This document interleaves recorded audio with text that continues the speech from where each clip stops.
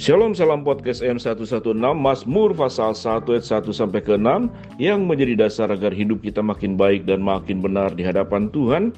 Kita akan belajar satu fakta tentang mumi terbaik, yaitu tubuh Lady Di.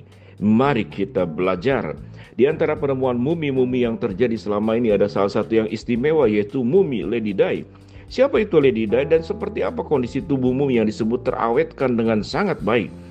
Keistimewaan mumi Lady Di dan yakni meski sudah berusia 2100 tahun, namun mumi tersebut masih terawetkan dengan baik dengan bentuk tubuh yang masih dapat dikenali. Menurut penelitian ilmiah, Lady Di adalah seorang wanita bangsawan yang selama hidupnya menjalani gaya hidup mewah yang berdampak buruk pada kesehatannya. Dikutip dari EFL Science Selasa tahun 2023, makam Lady Di yang dikenal juga sebagai Sin Cui itu ditemukan secara tidak sengaja oleh para pekerja konstruksi pada tahun 1960 di Ma Wang Tui dekat Changsha, China. Kita terus belajar. Dengan bantuan ratusan anak sekolah, para arkeolog menggali situs tersebut pada awal 1970-an dan mengungkap 3 makam yang didedikasikan untuk keluarga Li Chang. Makam pertama menurut Marquis of Dai, seorang bangsawan yang memiliki kekuatan signifikan di dinasti Han Barat 206 sebelum Masehi sampai 9 Masehi. Makam mumi kedua digunakan untuk istrinya yang meninggal tahun 163 sebelum Masehi, yaitu Lady Di. Ia dimakamkan beserta ribuan artefak dan dari dinasti Han kuno, seperti manuskrip sutra halus, bejana dan yang dipernis, dan obat-obatan herbal yang dibuat dengan kayu manis, kulit kayu magnolia, dan merica. Sementara makam ketiga berisi jenazah pria yang lebih muda, mungkin putra mereka atau saudara laki-laki Lady Di. Anehnya, sisa tubuh Li Chang dan pemuda itu benar-benar menyerah dengan kekuatan waktu, tidak seperti Lady Di. Berusia 2100 tahun, mumi Lady Di masih dalam kondisi luar biasa. Pembuluh darahnya masih dipenuhi darah beku dan sebagian besar jaringan lunaknya tetap utuh. Tubuhnya yang keriput lebih terlihat seperti mayat segar daripada mumi dari dinasti kuno.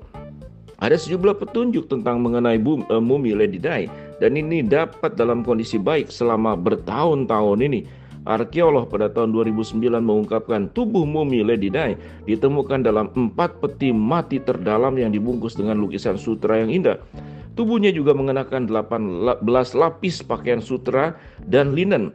Secara keseluruhan, ini melindungi dengan sangat baik dari kekuatan luar yang dapat merusak. Peti mati ini juga diisi dengan cairan bening aneh yang berubah warna menjadi coklat setelah terkena udara.